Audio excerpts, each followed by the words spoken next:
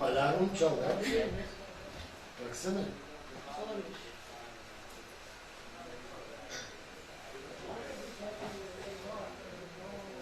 Müzik ile tanışın. Uygulamayı hemen indirerek müzik premiumu ücretsiz değil, belirli kısıtlamalara tabi.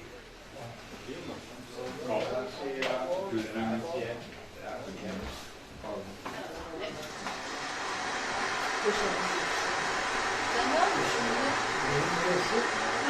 Bizim buraları bel köşesi. Bel köşesi. Ben de öyle tercih ediyordum. Bak geçtim böyle artık. Şimdi alıştım.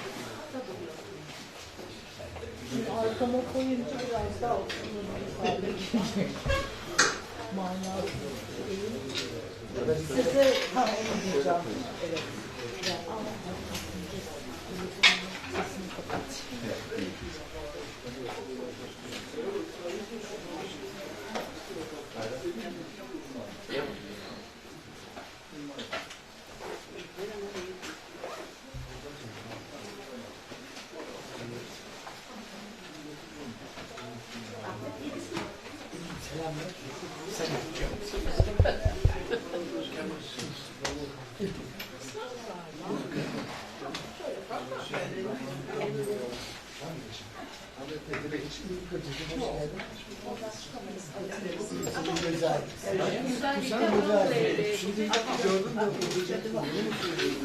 Ben yeni geldim. Restoranda oturuyor ya.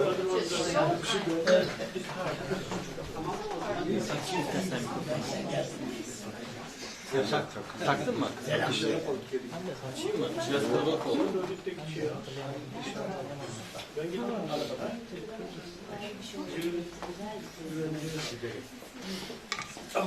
Ara soğuk olması lazım. Güncel bir şey yok. Bir de Türkiye gitti. Heyecandan oldu. Seni görünce. Moi, j'enlève pas ma veste de la place parce que c'est pas si chaud que ça.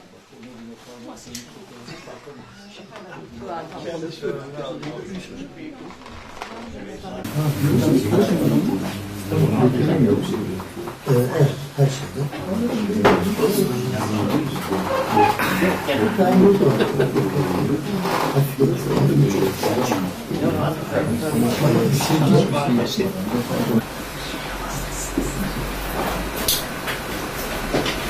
wait for Şubat, of course.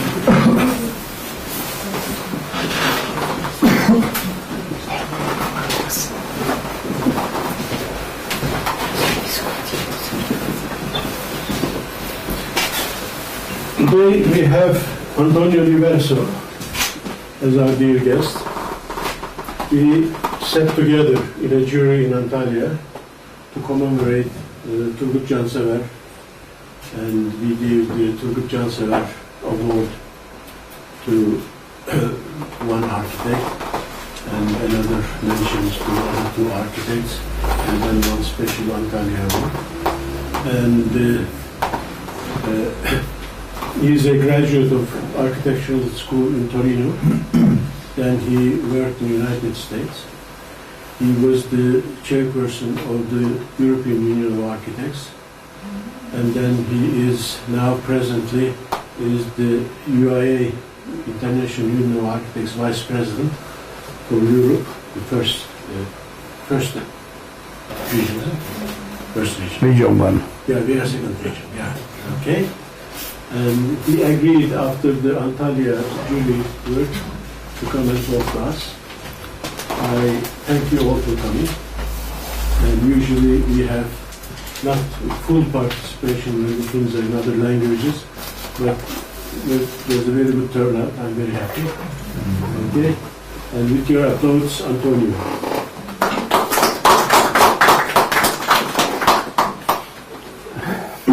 Grazie sua. Buonasera. This is the only two words in Italian. Suha gave me two options, 45 minutes or 30 minutes. Depends if I am Ferrari, I will be in 30 minutes. now Ferrari's going down, and maybe I will talk for 45 minutes, and I hope not to bother you so much. So, the theme that we have discussed with Suha was the heritage in the new and the old cities. New city, old city, urban architecture. And the question I put to myself, and could today architecture and the urban design become the heritage of the future? This is really a problem. For those who govern cities and for architects too, the challenge we face is to plan for the integration of the human needs into the existing city, historic and new one, constructing places and buildings that will meet these new needs and become the heritage of future. For a long time, the city has been growing by a process of superimposition, more than accretion. This process is still continuing to rapidly expand beyond its historic limits, as is attempt to keep pace with unexpected and uncontrollable population growth. Look at these cities. I choose 4 cities that are close to us.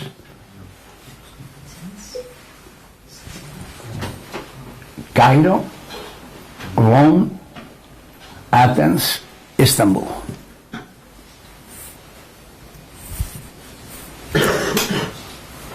Motivated as they are by global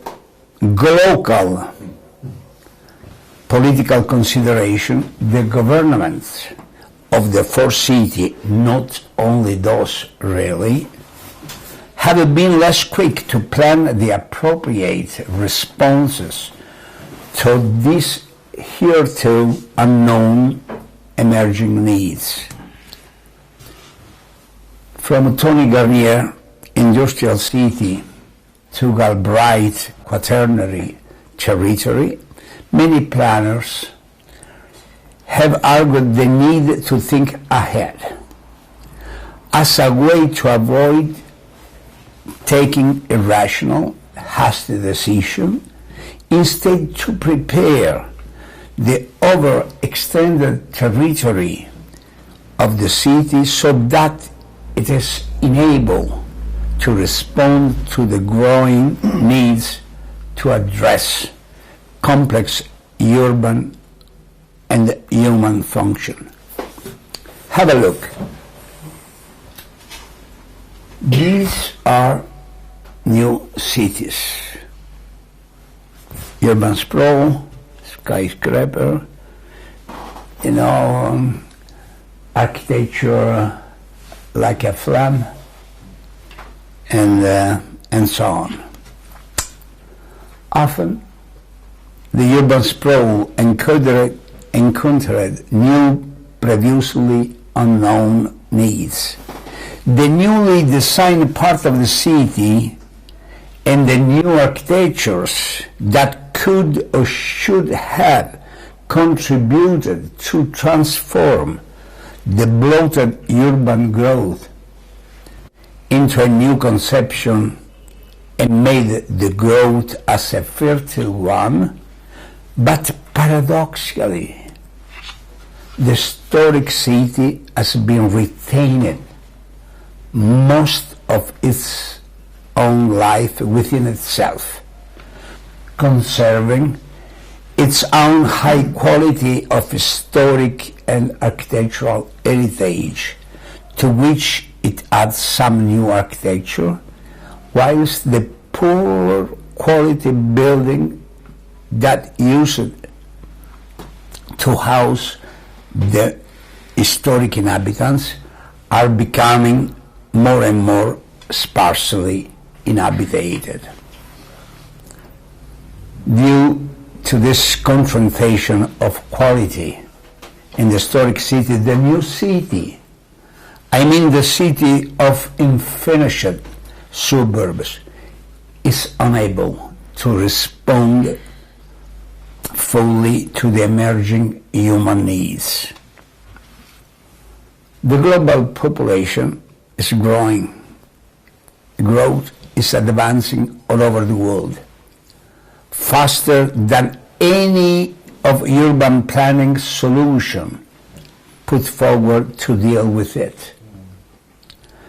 Metropolitan civilization has not been able to bring to fruition any real responses to this discontents of modernity that should address the hitherto unknown needs of any urban community which has been becoming fragmented and multicultural. At the same time, the city that centralizes function and powers has emptied the countryside, thereby wiping out the function of human presence in the rural and peripheral territories, whilst failing to create any palpable example of functional and successful cities. In the recent past have been produced urban events that perform a merely administrative role, that very rarely succeed in creating a functional, continuous, inclusive connection with the rest of historic cities. I mean the original city, which for various reasons is now becoming little more than a container in which to store, consolidate memories that have become pure historic patrimony. Universally, it's defined as historic heritage, but around it many times the emptiness of vibrant life, human life.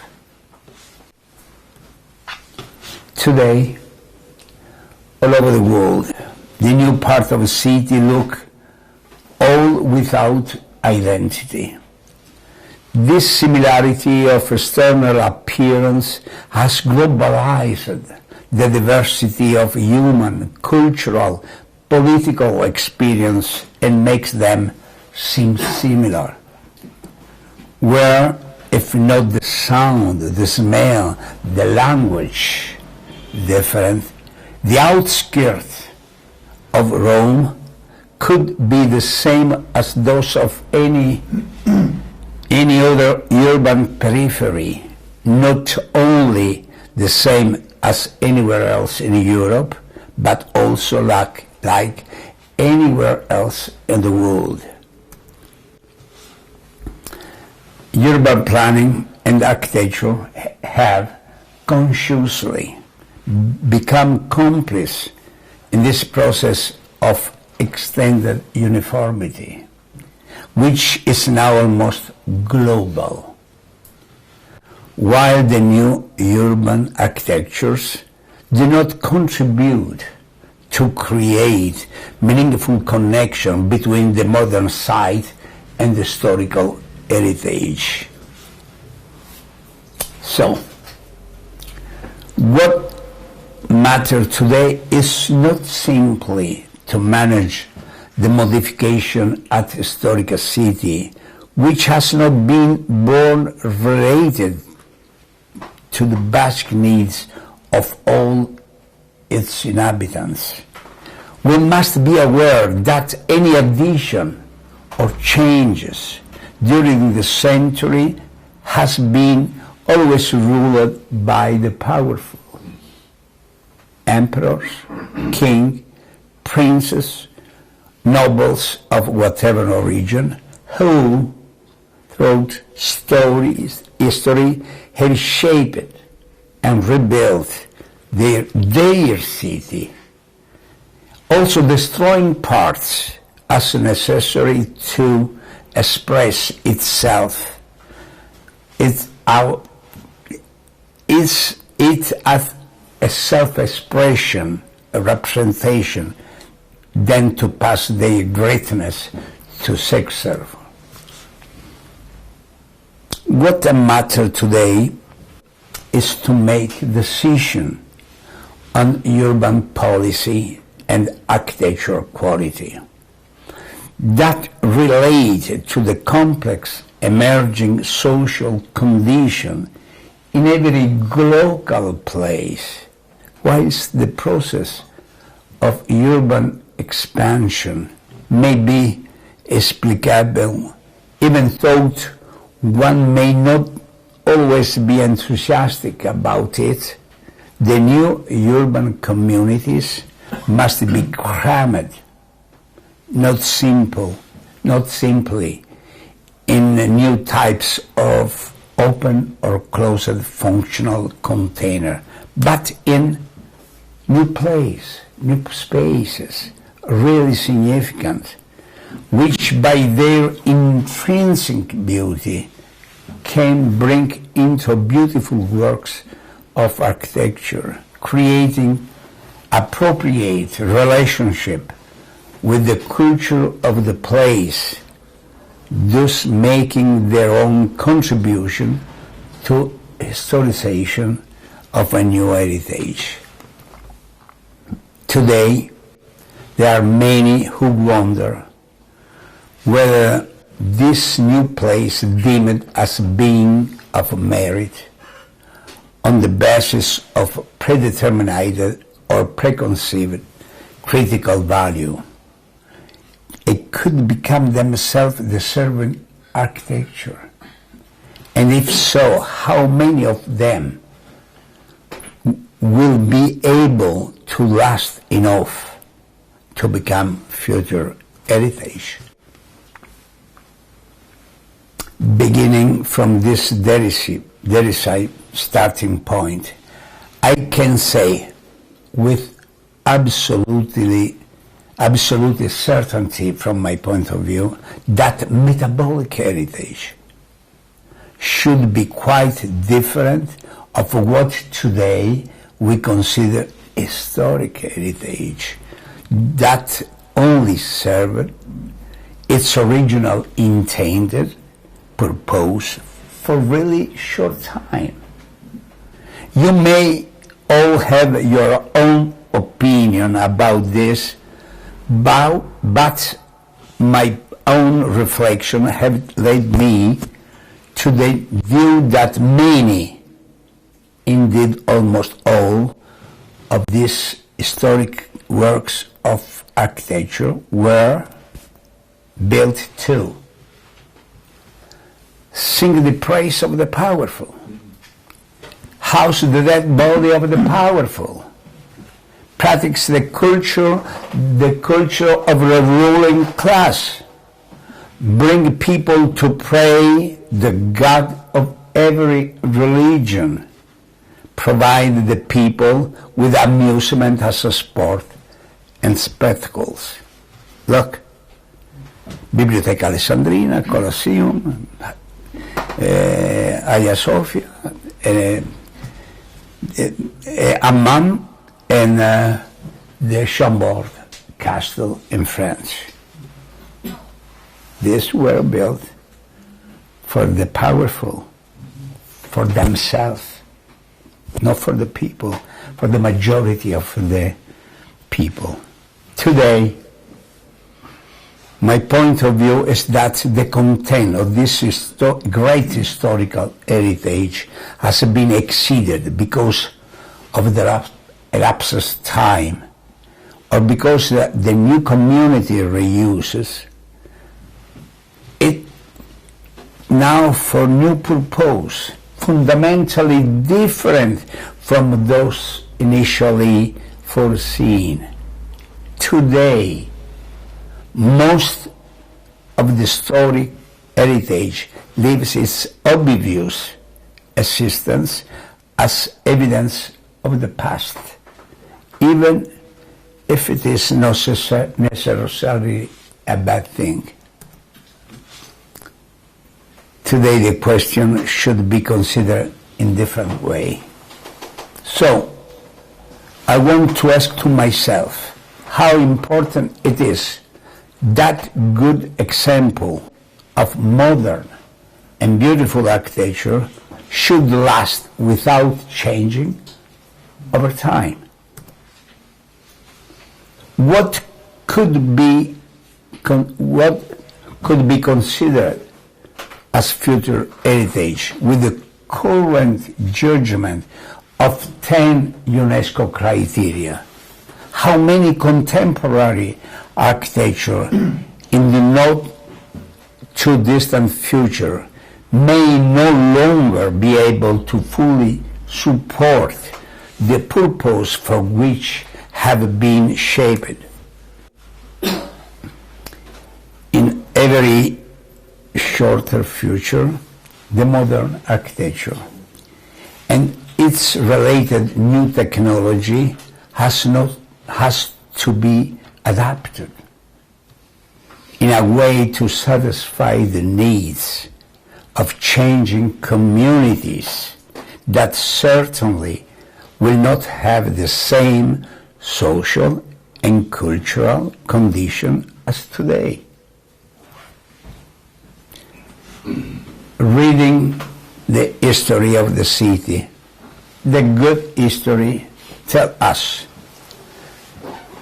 natural places of shelter were created and over time became dwellings. Precarious settlements were first built, then became dwellings, and at the end, cities. The city was founded to satisfy the needs of those who had chosen to live permanently within the particular territory. Stelae and altars that were raised to all the gods of the time became churches, mosques, and other places of prayer. History has demonstrated that many additions to the old city can be built, justified or not, as a new part of the city, but separated from it and cut off from the old one that generate them, that over time the city thus created, destroyed, completed, remodeled by emperor, monarch, or prince has changed through endless process of rebuilding, replacement, completion, to make it suit the new needs of society in every speed, in every epoch. That city, as all the cities, still maintain the same original name. Look, if you think about Rome, Roma was little, with the 7 hills. You know, when you think about Rome, you think about the 7 hills? No. Now Rome is one of the largest sprawled city in Europe. Almost 3 million, but the landscape, the territory is almost like Paris. So this new city maintain the same name as the old one. If you live in Boccaccio, you are from Rome. If you live close to Colosseo, you are from Rome. You know, think about this. Yeah? If you live in Istanbul to Hagia Sophia, you are from Istanbul. If you live in Kuştepe, you are from Istanbul. So, let's see some sample. These are the 4 images that I showed you before. Cairo, Roma, Athens, and Istanbul. This is Cairo with a new architecture of very important architect Zahadid, and new many buildings all around the Nile with hotels and so on. And this is other part of Cairo. This is close to Giza, and this is Manshett. I don't know how many of you know Manshett. Manshett is a garbage city, and the garbage city lives close, not too far from the pyramid. This is Athens, Renzo Piano and Schumi. They made a 2 brilliant architecture. This is the new expansion of Athens, and this is the homeless in Morastiraki station, metro station. This is Roma, Richard Mayer, a church, Renzo Piano, the auditorium, the new auditorium. This is the urban landscape, the new outside of Rome, and this is the Gitan, that they live in the periphery of Rome. They have the same name, you know? This is Roma, okay? Look at Istanbul, Ararat, and this is a new skyscraper in Istanbul, and this is a market, and this is Küstepe.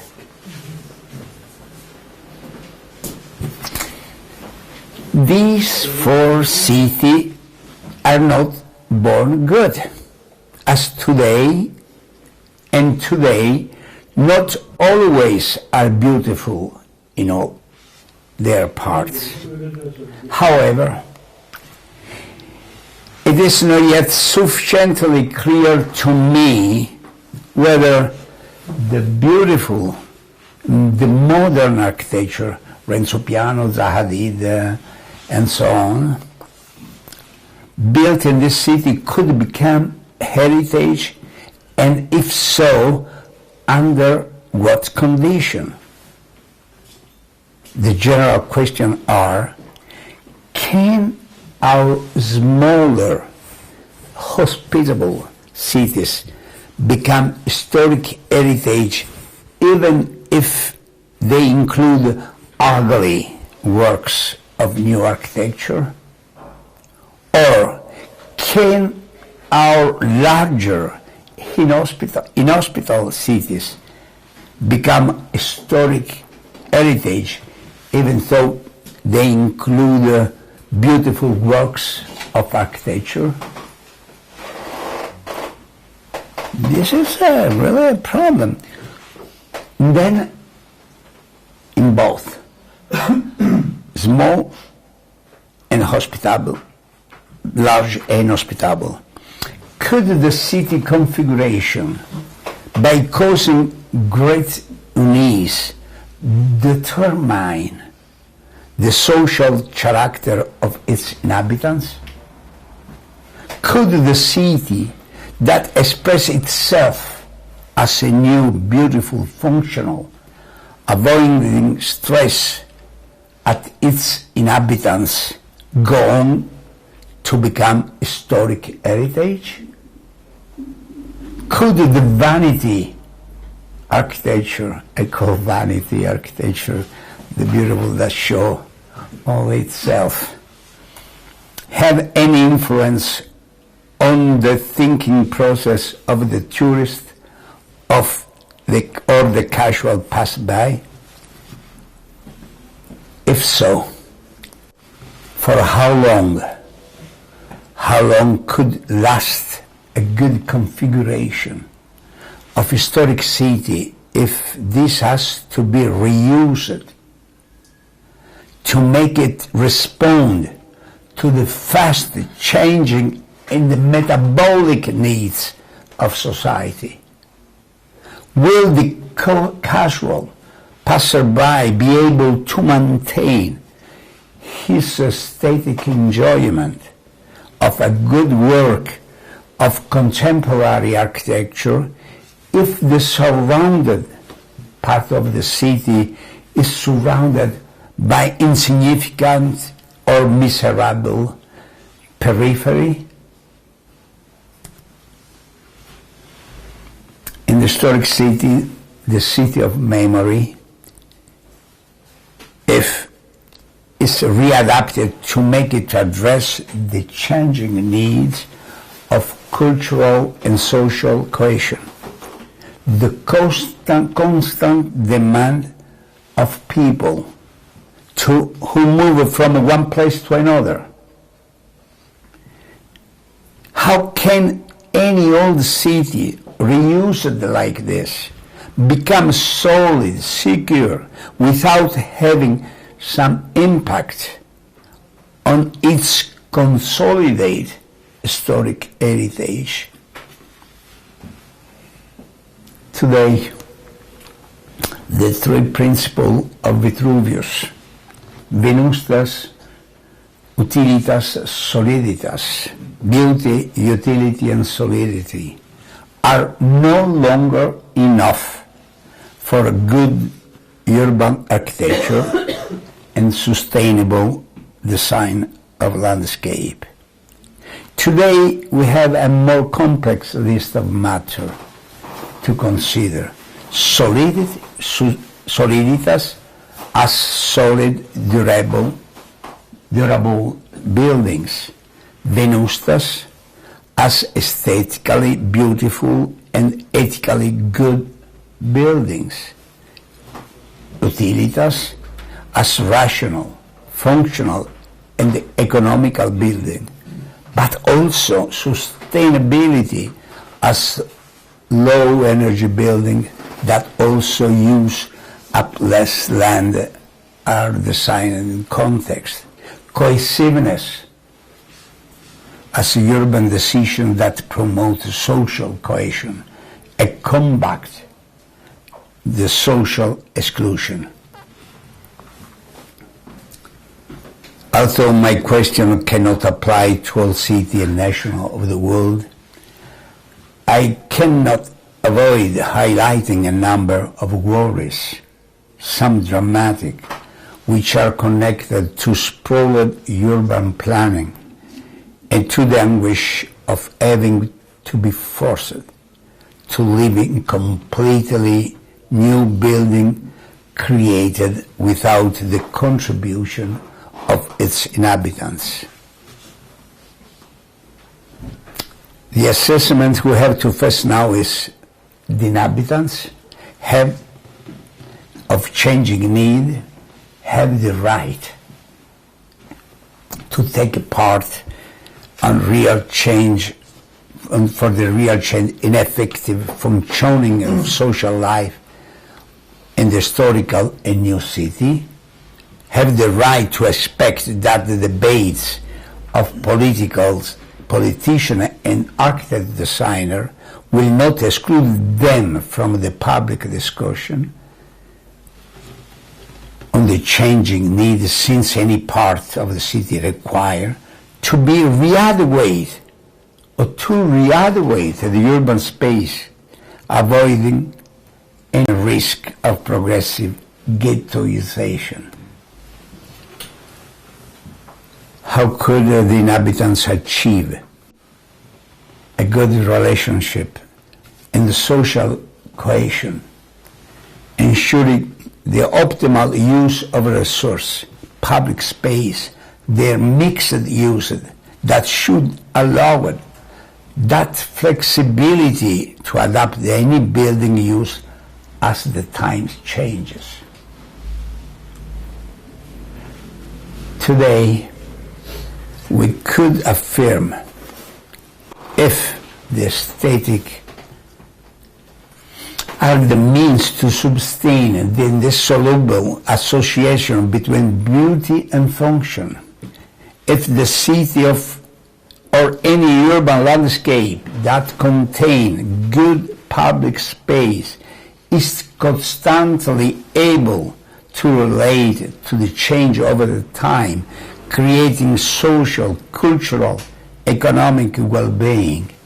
If the city that is beneficial for the health and the enjoyable free time of all its inhabitants, and all whoever else intend to settle there or simply visit a city like this should become heritage.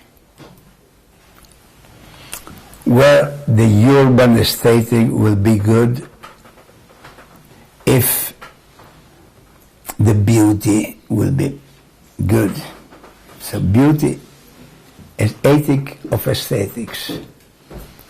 I mean, human society will be able to make a city that evolve in responses to change architecture solution.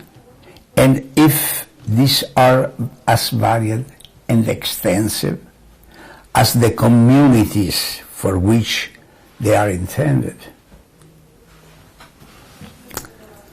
Architecture is good if the changing needs, eating, studying, living, praying, working, relating, doing business, doing research, etc., could be contained in old or new spaces, closed or open, whose architecture must be able to fully show their content with external exposition.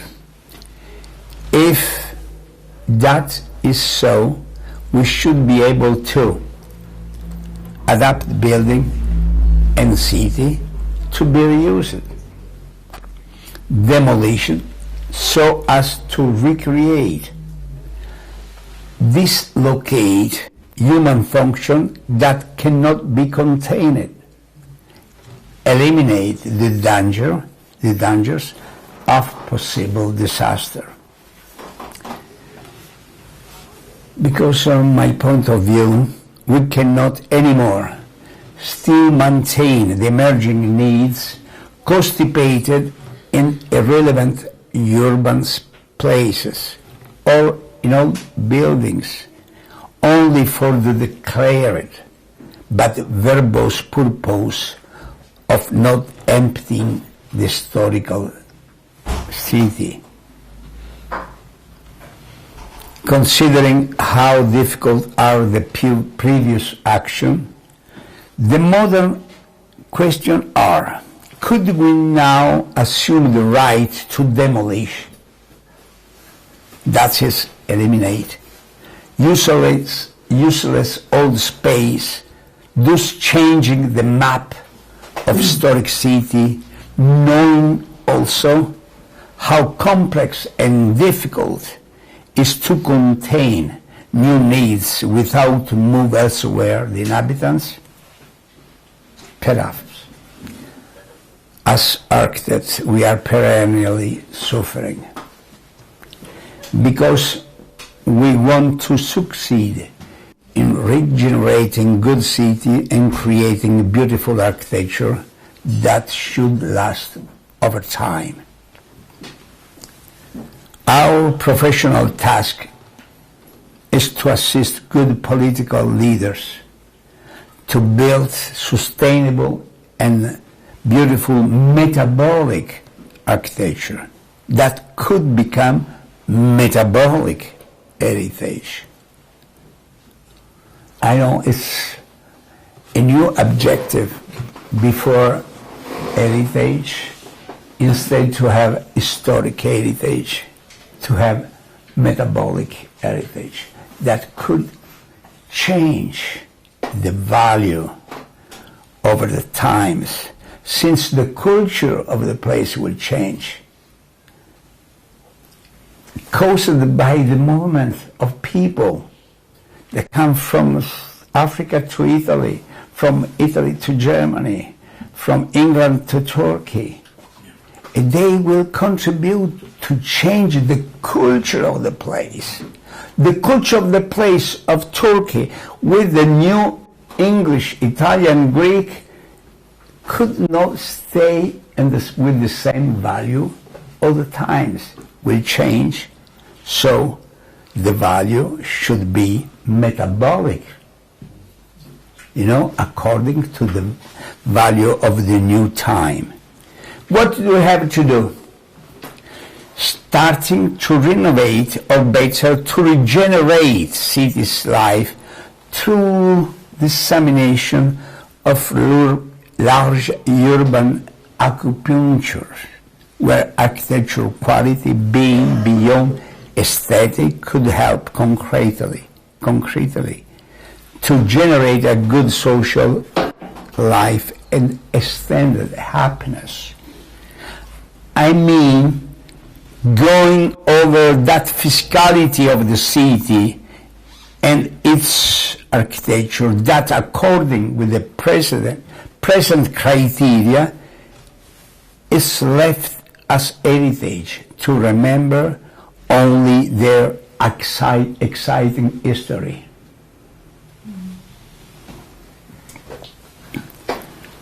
We should promote the adaptive reuse.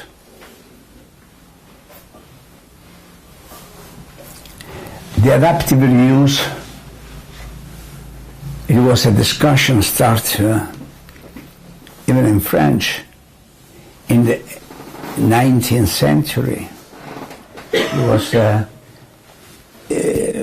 fighting between Violette Leduc and others. No?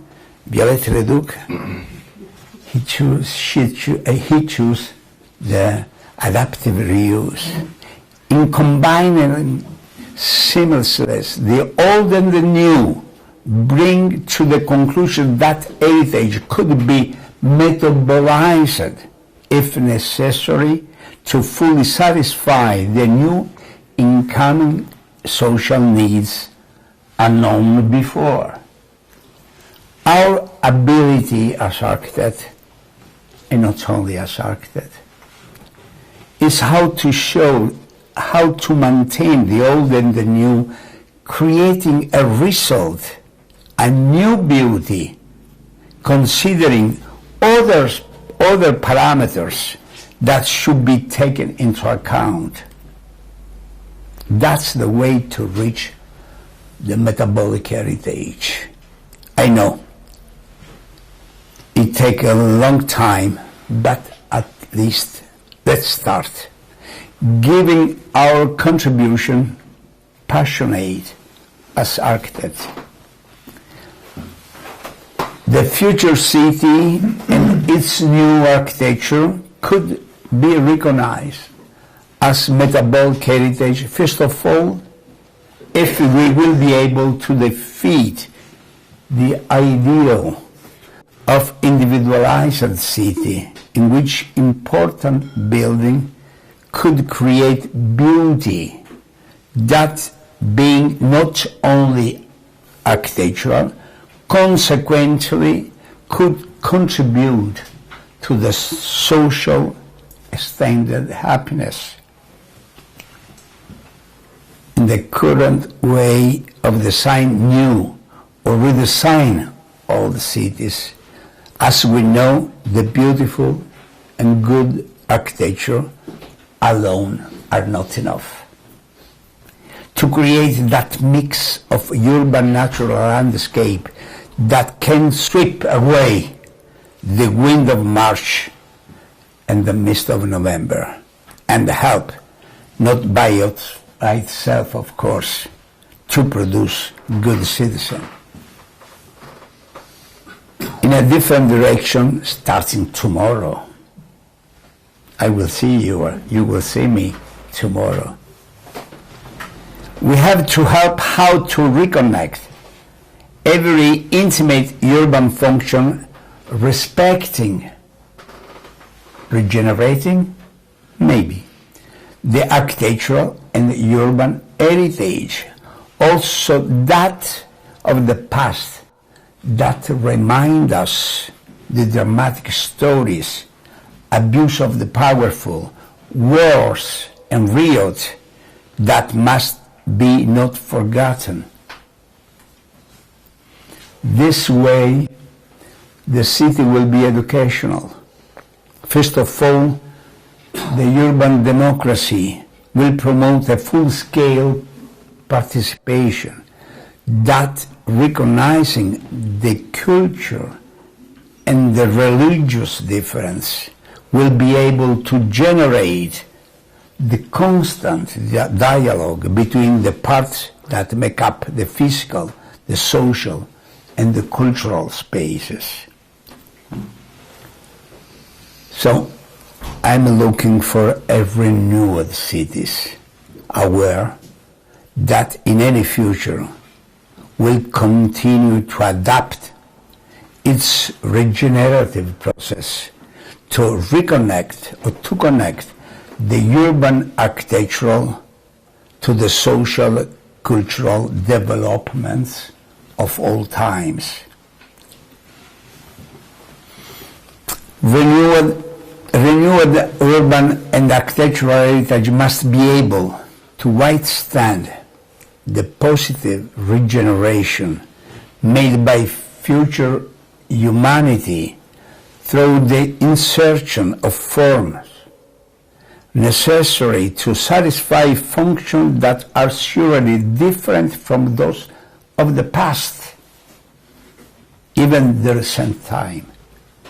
To recognize that its value will depend on the ability to show the metabolic stratification that go up every time. This will be a post-city where girls and boys still believe that it's possible to build a metabolic happiness for which many heavily have fought. Only in this way, any urban environment will be healthy, useful, and good, then beautiful. Fully responding to the needs who primarily and better must enjoy the metabolic heritage that should be protected and promoted in favor of elderly, in favor of young generation that may move to other city, to other country, other continent, so living elsewhere, they will contribute to regenerate the local heritage or create a new one as a multicultural heritage. This is the way we have to save and promote it. Grazie Suoscan. Grazie, grande amico mio. Thank you.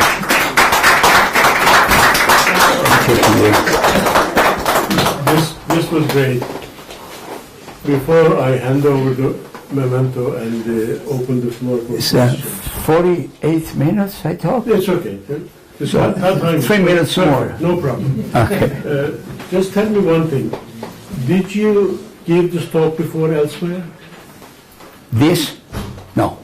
Okay, this will be Bodrum Declaration. Okay. Yeah, declaration. Okay, can we sort of capitalize on that? Oh, perfetto. Oh, okay, thank you. Okay.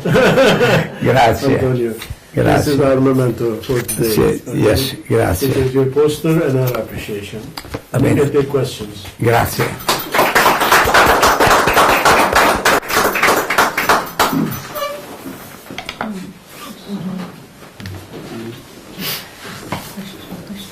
This is, I know it's, it was, yes. Okay. It's I haven't on my wine, a glass of wine, but I try to it was answer. offered to me by Suhas, so I have to drink it. Yeah. All right. It's very beautiful and poetic, and very wishful. and we all wish that, obviously, as human beings. However, the realities that we have to be living with today, in today's world, the politics, first and foremost. Politics? Politics. The powerful and the money. The level of education that is handled by politics and power. The uneducated masses who are also controlling our lives and where we live. How do we get to a point of trying to even think about how to design our cities today, where even the buildings are built to last for not more than 15, 20 years, because silicone doesn't last more than 3 years. The gaskets that we use on our facades don't last for more than 5 years. How do we reach that point, considering all those forces that are all around us today? And how do we practice architecture to attain the kind of poetry that you're trying to project without becoming politicians first? Because the politicians are designing our cities right now. Start with the mayor of Bodrum, start with the president of Turkey, start now with the president of the United States, who says that all federal buildings must be designed as classical architecture with columns and pediments. So where do we start? How can the people contribute when they have How do we education or even money? get the people to contribute into where we live? How can the people Right. to Could contribute in the architecture when they have no money and no education? Who? The architect? Money or the people? The people. that you wish would I know, contribute. I was kidding. Antonio, you have the privilege of being an Italian. Now, if I were asked to choose where I would want to live, in a corner. if I had a choice to decide on where I could live today, I would say in Italy. Because still much of that exists in Italy. In Turkey, it's all been lost. Fast, very fast. Right? In America, it never existed anyway. So, how do we bridge that gap? Where do we start as people, as architects? Where do we start? This is really a very big question. You know, I am going to make a reference to a precedent, what I studied before. I studied before the city. This is really metabolic. No one can say no, because this is really metabolic, what I'm telling you now. The city of Gitan, Rom, Sinti, Manish is really a metabolic city, because they stay in a place and they move in another place. If somebody come, no, they add culture to that place, so that place becomes something quite different from the previous one. So what I intend, so since I am Italian, and I know the superintendents of archaeological and historical preservation, sometimes it's good, other times it's really, you know, really, how you say, flat. narrow-minded. Yes. So, yesterday I told to my friend Suha, do you think that in Rome lives Romans? Do you think there are many Romans who goes often to visit Colosseo, Piazza di Spagna, Piazza Fontana di Trevi? No.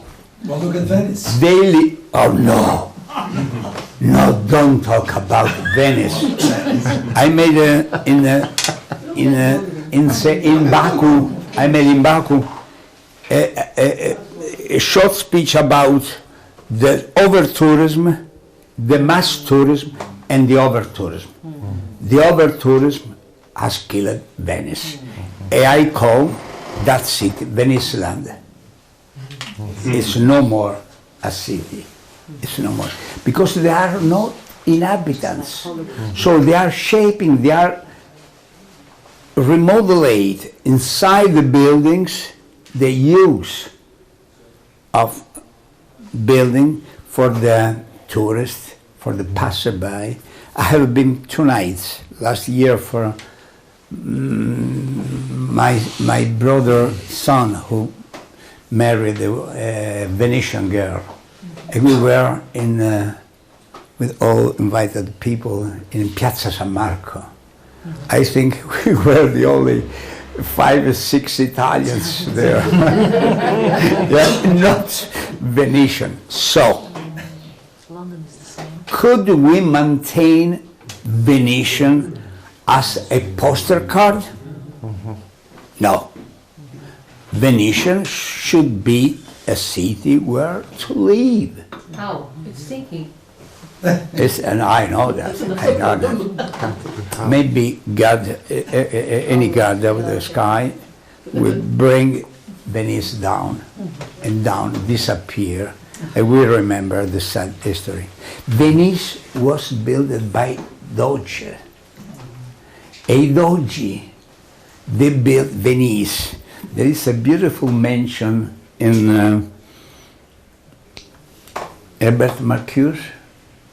No, yes.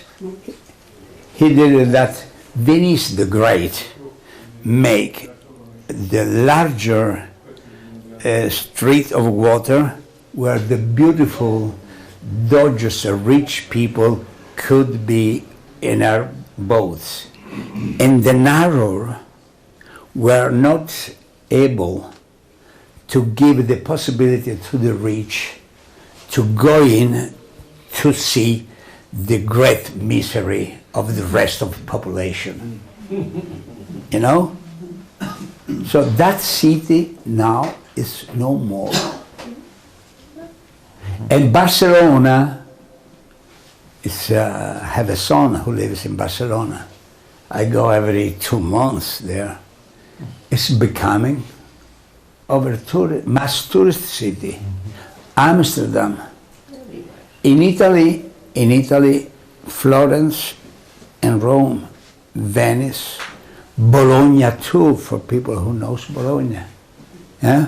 It's becoming mass tourist city. So, the population of the historic city, of the historic center, go outside. And they live in Casalecchio di Reno and So some the other place. medieval are Yes. preserved. Here in Turkey, there is no more medieval, there wasn't anyway. Nothing is preserved. Yeah. In Europe, it's still preserved.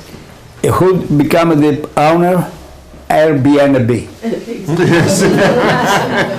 Okay, but now, these are forces of today. These are forces, real forces. There are economic forces, there are political forces, there are social forces. And the technology is, of course, making all this happen as well. Because now you can rent an apartment, you know, from China to Istanbul, whatever, online, right?